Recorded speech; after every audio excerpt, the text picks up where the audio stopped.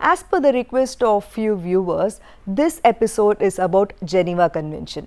Before we get into the crux of the episode, I would like to say that this Geneva Convention is kind of complicated. It has lots of legal words, international words, it has lots of war kind of connotations. So we have to up our game a little bit to understand what Geneva Convention exactly is.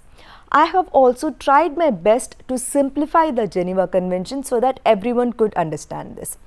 And I also promise that Geneva Convention will also be translated to Tamil and uploaded as soon as possible. So now let's get into the episode. Geneva Conventions is a series of international treaties concluded in Geneva between 1864 and 1949 for the purpose of minimizing the effects of war on soldiers and civilians.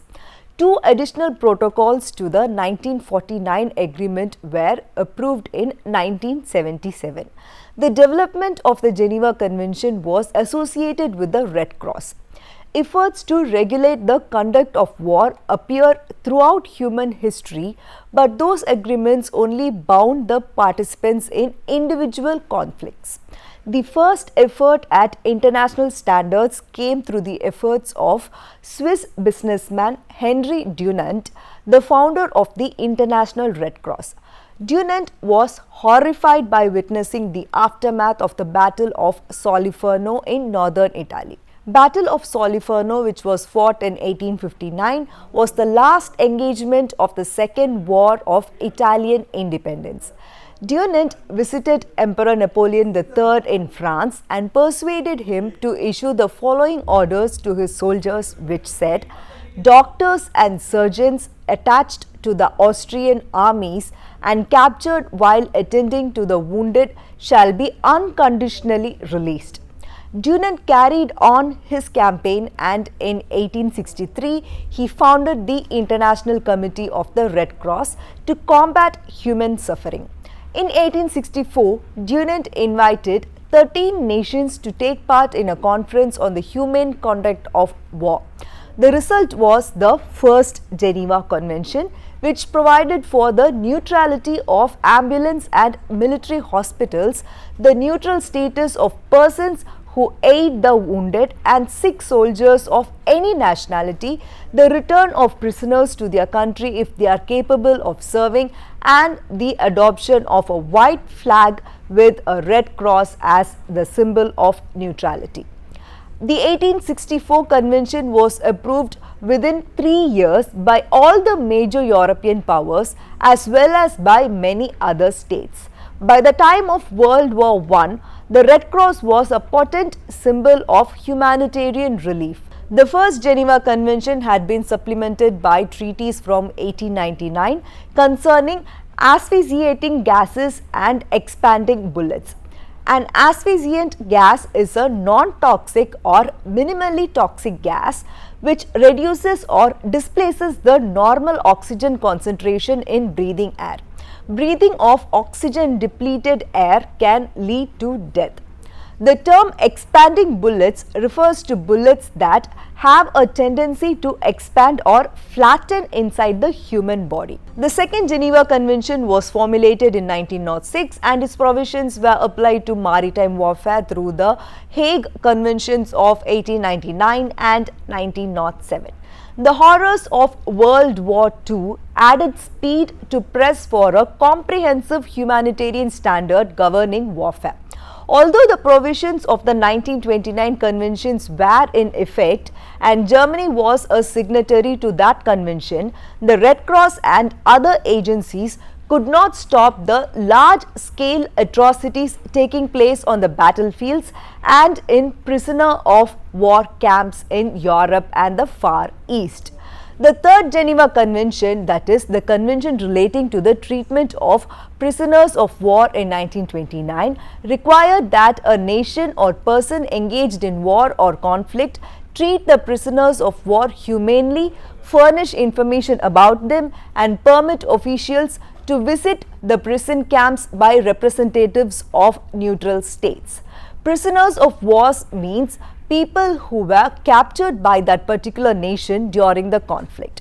It includes soldiers and civilians. This was brought under the clause of Geneva Convention because, as I told earlier, some countries that involved in the World War II had abused the principles contained in earlier conventions. Then, an International Red Cross Conference in Stockholm in 1948 extended and codified the existing provisions. The conference developed 4 more conventions which were approved in Geneva on August 12, 1949. All the 4 conventions were about treating the wounded in land and sea, how to treat the prisoners of war, and about the protection of civilians during times of war. The first 2 conventions elaborate on the principle that the sick and wounded have neutral status, that is, they do not belong to any nation at that time and they have to be treated as neutral citizens. Among other things, the Geneva Convention forbade the deportation of individuals or groups, the taking of hostages, torture, collective punishment, offences that constitute outrages upon personal dignity, the imposition of judicial sentences without due process guarantees, and discriminatory treatment on the basis of race, religion, nationality, or political beliefs. In the decades following the Second World War, the large number of anti-colonial wars and a violent uprising against an authority or government threatened to render the Geneva Conventions invalid. After 4 years of Red Cross-sponsored negotiations, 2 additional protocols to the 1949 conventions covering both combatants and civilians were approved in 1977. The first protocol is about protection of victims of international armed conflicts and extends protection to victims of wars against racist regimes, wars of self-determination, and against alien oppression. The protocol also enabled the establishment of fact-finding commissions in cases of alleged breaches of the convention.